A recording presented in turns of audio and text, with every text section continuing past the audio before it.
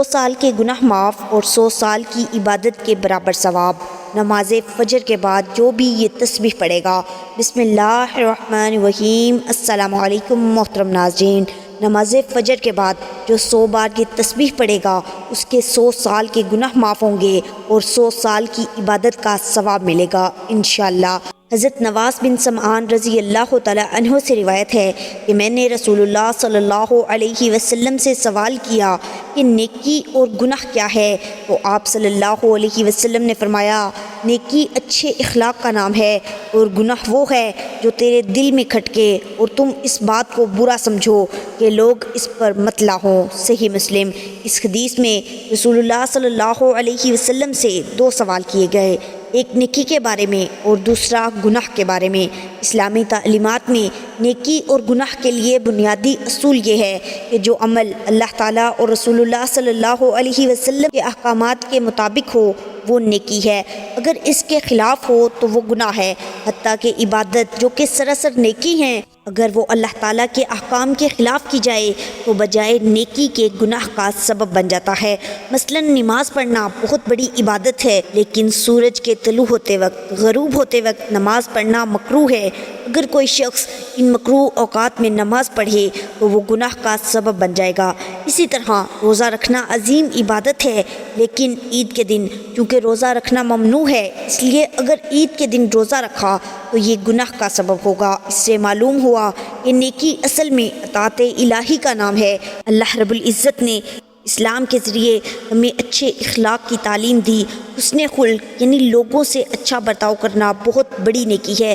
دراصل اچھے اخلاق سے لوگوں کو ہی فائدہ پہنچے گا، اور نیکی وہی ہو سکتی ہے جس سے مخلوق کو فائدہ پہنچے۔ جب لوگوں کو کسی کام سے فائدہ پہنچتا ہے تو وہ اس کام کو بہت پسند کرتے ہیں، اور خود کام کرنے والا بھی اس بات کو فطری طور پر چاہتا ہے کہ میرے اچھے کام لوگوں کو معلوم ہو۔ چنانچہ رسول اللہ صلی اللہ علیہ وسلم نے نیکی کے برعکس گناہ کی پہچان یہ بتائی کہ گناہ وہ عمل ہے جس کے کرنے کے بعد آدمی دل کے اندر کھٹکا محسوس کرے۔ حقیقت یہی ہے کہ مومن کا دل ہی نیکی اور بدی کی کسوٹی ہے۔ جب انسان سے برا کام سرزد ہو جاتا ہے تو پھر وہ یہ بھی نہیں چاہتا کہ لوگوں کو میرا یہ برا کام معلوم ہو، وہ اسے چھپانے کی کوشش میں لگا رہتا ہے۔ اب مثال کے طور پر رشوت کے گناہ کا تذکرہ ہوا تو کسی ایسے شخص کو دیکھیے جس نے کبھی رشوت نہ لی ہو۔ اگر کوئی شخص زبردستی اسے رشوت دینے کی کوشش کرے تو وہ لینے سے انکار کرے گا۔ بہت اصرار ہوا تو جب وہ لینے کے لیے ہاتھ بڑھا رہا ہو تو آپ غور سے دیکھیے، اس کے ہاتھ کانپ رہے ہوں گے، دل کی دھڑکن تیز ہو جائے گی، اور سردی کے موسم میں بھی اس کی پیشانی پر پسینہ آنے لگے گا، اور وہ شخص ادھر ادھر دیکھ رہا ہوگا کہ کوئی مجھے رشوت لیتے ہوئے دیکھ تو نہیں رہا۔ یہ سب کیفیات بتا رہی ہیں کہ اس کے دل میں رشوت سے نفرت ہے، لیکن خدا نہ کرے اس شخص کو شیطان نے بہکا دیا، اب وہ رشوت لینے کا عادی ہو گیا، تو پھر اب اس کے دل میں وہ رکاوٹ اور کھٹکا ختم ہو جائے گا۔ اب وہ رشوت لینے کا عادی ہو گیا تو پھر اب اس کے دل میں وہ رکاوٹ اور کھٹکا ختم ہو جائے گا۔ اس لیے دل کو تندرست رکھنے کے لیے سب سے بڑی پابندی یہ اختیار کرنی ہوگی کہ وہ انسان کسی بھی گناہ کا عادی نہ ہونے پائے، اور گناہ کی عادت سے بچنے کا طریقہ یہ ہے کہ جب گناہ سرزد ہو جائے تو فوراً اللہ تعالیٰ سے معافی مانگ لے، توبہ اور استغفار کرے۔ بس یہ شخص اس گناہ کا عادی نہیں بن سکتا۔ اللہ تعالیٰ ہمیں اچھے اخلاق سے آراستہ ہونے اور گناہوں سے بچنے کی توفیق عطا فرمائے، اور ایسا قلب سلیم عطا فرما دے جو نیکی اور گناہ میں پہچان کر لیا کرے۔ محترم ناظرین، میری حقیر سمجھ میں آج تک یہ بات نہیں آ سکی کہ موجودہ کھوٹی اور جھوٹی، عارضی اور بے معنی دنیا اور زندگی میں انسان ہر لمحہ سرگرداں، ہر پل احکامات ربانی سے روگرداں کیا کچھ کرتا پھر رہا ہے، کیوں کرتا پھر رہا ہے، اور کب تک اپنے مقصد تخلیق و حیات کو بھول کر ان چکروں میں چکراتا رہے گا۔ لگتا ہے وہ یہ بھول چکا ہے کہ اس دنیا میں وہ آب حیات پی کر زندہ نہیں ہے، اس نے کوچ بھی کرنا ہے، اور اپنے پل پل کا حساب بڑے اور کڑے دن کے مالک کو ضرور دینا ہے۔ بلکہ حق تو یہ ہے کہ اگر گناہ کی سزا کے خوف اور ثواب کی جزا کے لالچ کو سامنے رکھ کر زندگی نہ بھی گزاری جائے تب بھی سکون قلب کی خاطر حقیر انسان کو لغویات، خواہشات، کمینگی، بدی اور بدنیتی اور گناہ کی زہرناکی سے بچنا چاہیے، جائے کا وہ گناہ کی لذت اور ثواب کی اہمیت سے قطعی طور پر نابلد ہو کر خود کو خود ہی جینے کی مہلت دیے جا رہا ہے۔ جنت، دوزخ اور جزا و سزا کو محض نظریہ یا بے معنی الفاظ سمجھ رہا ہے، یہ اس کے پاگل پن کی حتمی انتہا نہیں تو اور کیا ہے۔ اتنی عجیب بات ہے، رات کو گناہ اور عبادت دونوں کے لیے یکساں طور پر موضوع سمجھا جاتا ہے، ایک کو یہ مان کر کہ خدا اسے دیکھ رہا ہے اور دوسرے کو یہ گمان کہ اس وقت خدا سو رہا ہوگا۔ یہ بات کوئی بھی تسلیم نہیں کرتا، مگر حقیقت یہ ہے کہ ہر انسان کی زندگی غلطیوں، خطاؤں اور گناہوں کا پلندہ ہے۔ اگر کبھی یہ غلطیاں، یہ گناہ، یہ خطائیں ان کے سامنے مجسم ہو کر آ جائیں تو یوں محسوس ہوگا جیسے ایک اکیلا انسان لاکھوں درندوں میں گھر گیا ہو۔ سوچئے، اگر تریاک کی زیادتی زہر بن جاتی ہے تو انسان کے گناہوں کی زیادتی کا انجام کیا ہوگا؟ حیرت ہے، ایک گناہ کی 5 سزائیں مقرر ہیں، پھر بھی اسے انسان ایک سمجھ کے کیے جاتے ہیں۔ ضمیر کی چبھن، زمانے کی نفرت، قانون کی سزا، دنیاوی عذاب اور جہنم کی آگ۔ گناہ اور بدی چونکہ آپ کے اپنے پاؤں کے کلہاڑے اور اپنے ہاتھوں کے جمع کردہ جہنم کے انگارے ہیں، اس لیے آپ کو زخم کی ٹھیس یا آگ کی تپش محسوس نہیں ہوتی۔ انسان جب تک اپنی چھوٹی سے چھوٹی خطا کو بڑے سے بڑا گناہ نہیں سمجھے گا، تب تک وہ بڑے سے بڑے گناہ کو چھوٹی سے چھوٹی خطا قرار دیتا رہے گا، نتیجتاً اپنی دونوں دنیایں برباد کرتا رہے گا۔ گناہ کے گناہ ہونے کی اس سے بڑی دلیل اور کیا ہو سکتی ہے کہ اسے چھپ کر کرنا پڑتا ہے۔ جس طرح زہر کھانے سے آپ خود بچتے ہیں، آپ کے ہاتھ سے کوئی چھیننے نہیں آتا، اسی طرح گناہ اور بدی سے بھی آپ نے خود ہی بچنا ہوگا۔ حیرت ہے، سودا لیتے وقت ہم جس دکاندار سے ایک بار دھوکہ کھا لیتے ہیں، دوبارہ اس سے سودا لینے کی غلطی نہیں کرتے، مگر عام روزمرہ کی زندگی میں جو غلطیاں اور گناہ بار بار کرتے ہیں، اس سے توبہ طائب نہیں ہوتے۔ گناہ گاروں کو اللہ تعالیٰ بدی کا دائرہ مکمل کرنے کے لیے جو مہلت عطا فرماتا ہے، وہ اسے اپنی بچت سمجھتے ہیں، حالانکہ اس عرصے میں دراصل ان پر نیکی کا عمل ساقط کر دیا جاتا ہے۔ کوئی بھی شخص اپنے گناہ اور بدی اور بدکاری کو تسلیم نہیں کرتا، اس لیے کہ کسی کو اپنی گندگی سے بدبو نہیں آتی۔ بظاہر گناہ گار شخص اپنی تمام تر اخلاقیات کو روند کر گناہ کر گزرنے کو اپنی بہادری، اپنا کارنامہ سمجھتا ہے، جبکہ اصل میں یہ اس کی روز حشر کے گڑے اور بڑے حساب سے بچنے پر سارا زور صرف کر دینے کی سعی حاصل ہے۔ لوگوں کا عقیدہ ہے کہ جنت دوزخ کا تصور محض عقیدہ ہے، حقیقت میں کچھ نہیں ہے، حالانکہ یہ ان کا ذاتی فلسفہ یا فتویٰ ہو سکتا ہے۔ دونوں حقیقتیں اپنی جگہ پر موجود ہیں۔ جنت دوزخ کی مختصر تعریف یہ ہے کہ ہمارا ہر سانس خالق کی جانب سے ایک کرم ہے، جواباً ہمارا ہر سانس ناشکری کا ایک سلسلہ جاریہ ہے، اور یہی گناہ عظیم ہے۔ دنیا میں بھاری ترین عمل نیکی کرنا ہے۔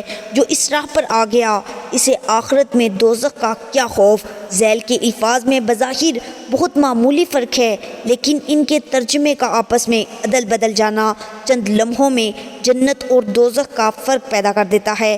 جب خود آگہی گمراہی میں تبدیل ہو جاتی ہے، مان گمان میں بدل جاتا ہے، نیک نیتی بدنیتی میں ڈھل جاتی ہے، فنا کو بقا سمجھ لیا جاتا ہے۔ محترم ناظرین، کتاب و سنت کے مطالعے سے یہ بات معلوم ہوتی ہے کہ گناہ انسانی زندگی پر منفی اثرات مرتب کرتے ہیں، اور گناہوں کی ہلاکت خیزی اس قدر شدید ہے کہ انسان کی زندگی میں آنے والی جملہ تکالیف کو ان سے گہرا تعلق ہے۔ اللہ تبارک و تعالیٰ سورہ شورى کی آیت نمبر 30 میں ارشاد فرماتے ہیں، اور جو بھی تمہیں کوئی مصیبت پہنچتی ہے تو اسی کی وجہ سے ہے جو تمہارے ہاتھوں نے کمایا، اور وہ درگزر کر دیتا ہے بہت سی باتوں سے۔ جب انسان اجتماعی حیثیت سے گناہ کرتا ہے تو خشکی اور تری میں انسان کے گناہ کی وجہ سے فساد ظاہر ہو جاتا ہے۔ اللہ تبارک و تعالیٰ سورہ روم کی آیت نمبر 41 میں ارشاد فرماتے ہیں، فساد ظاہر ہو گیا خشکی اور سمندر میں اس وجہ سے جو کمایا لوگوں کے ہاتھوں نے، تاکہ اللہ مزہ چکھائے انہیں اس کا جو انہوں نے عمل کیا، تاکہ وہ رجوع کریں، یعنی باز آ جائیں۔ اللہ تبارک و تعالیٰ نے سورہ نحل میں ایک بستی کا ذکر کیا جس کو اللہ تبارک و تعالیٰ نے رزق، امن اور اطمینان کی نعمتوں سے نواز رکھا تھا، مگر جب انہوں نے اللہ تعالیٰ کی نعمتوں کی ناشکری کی تو اللہ تعالیٰ نے ان سے نعمتوں کو چھین کر ان پر بھوک اور خوف کو مسلط کر دیا۔ اللہ تبارک و تعالیٰ سورہ نحل کی آیت نمبر 112 میں ارشاد فرماتے ہیں، اور بیان کی اللہ نے مثال ایک ایسی بستی کی جو تھی امن والی، اطمینان والی، آتا تھا اس کے پاس اس کا رزق کھلا ہر جگہ سے، تو اس نے ناشکری کی، اللہ کی نعمتوں کی، تو چکھایا پہنایا اس کو اللہ نے بھوک اور خوف کا لباس، اس وجہ سے جو وہ کرتے تھے۔ ان آیات مبارکہ سے اس نتیجے کو اخذ کرنا مشکل نہیں کہ گناہوں کے نتائج کس قدر ہلاکت خیز ہیں۔ گناہوں سے بچنے کے لیے شریعت نے بعض ایسے اعمال کی طرف رہنمائی کی ہے جن کو بجا لانے سے انسان گناہوں کے اثرات بد سے محفوظ ہو سکتا ہے۔ اس حوالے سے چند اہم اعمال درج ذیل ہیں۔ توبہ و استغفار، جب انسان اللہ تبارک و تعالیٰ کی بارگاہ میں گڑ گڑا کر توبہ کرتا ہے تو اللہ تبارک و تعالیٰ اس کی خطاؤں کو معاف فرما دیتے ہیں، خواہ وہ کتنی ہی بڑی خطائیں کیوں نہ ہوں۔ اللہ تبارک و تعالیٰ نے سورہ فرقان میں 3 بڑے گناہ، شرک، قتل اور زنا کا ذکر کیا، جن کی ہلاکت خیزی اظہر من الشمس ہے۔ جب انسان ان گناہوں کے بعد توبہ کا طلبگار ہو کر اللہ تبارک و تعالیٰ کی بارگاہ میں آتا ہے تو اللہ تبارک و تعالیٰ اس کی خطاؤں کو معاف فرما دیتے ہیں۔ اس حوالے سے سورہ فرقان کی آیت نمبر 68 سے 70 میں ارشاد ہوا ہے، اور وہ لوگ جو نہیں پکارتے اللہ کے ساتھ کسی دوسرے معبود کو، اور نہ وہ قتل کرتے ہیں اس جان کو جسے اللہ نے حرام کیا ہے مگر حق کے ساتھ، اور نہ وہ زنا کرتے ہیں، اور جو یہ کام کرے گا وہ ملے گا سخت گناہ کی سزا کو دگنا کیا جائے گا اس کے لیے عذاب قیامت کے دن، اور وہ ہمیشہ رہے گا اس میں ذلیل ہو کر، مگر جو توبہ کرے اور ایمان لائے اور نیک عمل کرے، بس یہ وہ لوگ ہیں جن کے گناہوں کو اللہ تعالیٰ نے نیکیوں کے ساتھ تبدیل کر دیا ہے۔ نمبر 2، تقویٰ، جب انسان اللہ تبارک و تعالیٰ کے خوف کی وجہ سے گناہوں کو چھوڑ دیتا ہے تو اللہ تبارک و تعالیٰ اس کی خطاؤں کو معاف فرما دیتے ہیں۔ اللہ تبارک و تعالیٰ سورہ طلاق کی آیت نمبر 5 میں ارشاد فرماتے ہیں، اور جو اللہ سے ڈرے گا تو وہ دور کر دے گا اس سے اس کی برائیاں، اور وہ زیادہ کر دے گا اس کے اجر کو۔ گناہوں کے بعد نیکیوں کا اہتمام، جو انسان گناہوں کے بعد نیکیوں کا اہتمام کرتا ہے اللہ تبارک و تعالیٰ اس کے سابقہ گناہوں کو مٹا دیتے ہیں۔ اللہ تبارک و تعالیٰ سورہ ہود کی آیت نمبر 114 میں ارشاد فرماتے ہیں، بے شک نیکیاں دور کر دیتی ہیں برائیوں کو، یہ نصیحت ہے یاد رکھنے والوں کے لیے۔ صدقات کا اہتمام کرے، جو انسان اللہ تبارک و تعالیٰ کی بارگاہ میں اس کے دیے گئے مال میں سے خرچ کرتا ہے تو اللہ تبارک و تعالیٰ اس کے گناہوں کو مٹا دیتے ہیں۔ اللہ تبارک و تعالیٰ نے سورہ توبہ کی آیت نمبر 103 میں ارشاد فرمایا، آپ لیجئے ان کے مالوں میں سے صدقہ تاکہ آپ پاک کریں انہیں اور آپ تزکیہ کریں ان کا اس کے ذریعے، اور دعا فرمائیں ان کے حق میں، بے شک آپ کی دعا باعث سکون ہے ان کے لیے۔ تسبیح کا اہتمام کریں، جو شخص صبح و شام 100 مرتبہ سبحان اللہ و بحمدہ سبحان اللہ العظیم کا ورد کرتا ہے اللہ تبارک و تعالیٰ اس کے گناہوں کو مٹا دیتے ہیں، خواہ وہ سمندر کی جھاگ کے برابر ہی کیوں نہ ہو۔ نبی کریم صلی اللہ علیہ وسلم کی اتباع، جو شخص نبی کریم صلی اللہ علیہ وسلم کی اتباع کرتا ہے اللہ تبارک و تعالیٰ اس کے گناہ مٹا دیتے ہیں۔ اللہ تبارک و تعالیٰ سورہ ال عمران کی آیت نمبر 31 میں ارشاد فرماتے ہیں، آپ کہہ دیں اگر ہو تم محبت کرتے اللہ سے تو میری پیروی کرو، اللہ تم سے محبت کرنے لگے گا اور وہ معاف کر دے گا تمہارے لیے تمہارے گناہ، اور اللہ بہت بخشنے والا بہت مہربان ہے۔ راست گوئی، جو شخص زندگی کے نشیب و فراز کے دوران ہمیشہ سچائی سے کام لیتا ہے اللہ تبارک و تعالیٰ اس کی خطاؤں کو معاف فرما دیتے ہیں۔ سورہ احزاب کی آیات 70 تا 71 میں اللہ تبارک و تعالیٰ ارشاد فرماتے ہیں، اے وہ لوگوں جو ایمان لائے ہو، اللہ سے ڈرو اور بالکل سیدھی بات کہو، اور وہ درست کر دے گا تمہارے لیے تمہارے اعمال، اور وہ بخش دے گا تمہارے لیے تمہارے گناہ، اور جو اطاعت کرے اللہ اور اس کے رسول کی تو یقیناً اس نے کامیابی حاصل کی، بہت بڑی کامیابی۔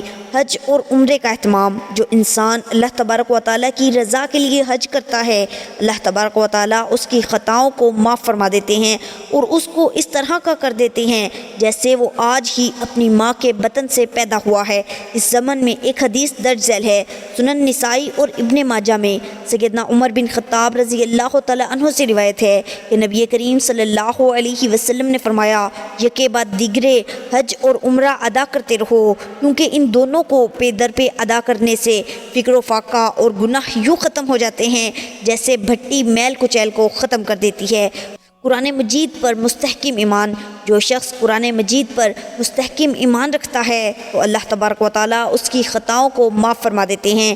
اس حوالے سے سورہ محمد کی آیت نمبر 2 میں ارشاد ہوا، اور وہ لوگ جو ایمان لائے اور انہوں نے نیک اعمال کیے اور وہ ایمان لائے اس قرآن پر جو نازل کیا گیا محمد صلی اللہ علیہ وسلم پر، اور وہی حق ہے ان کے رب کی طرف سے، اللہ نے دور کر دی ان سے ان کی برائیاں اور ان کے حال کی اصلاح کر دی۔ اگر مذکورہ بالا اعمال پر توجہ دی جائے تو انسان گناہوں سے پاک ہو سکتا ہے۔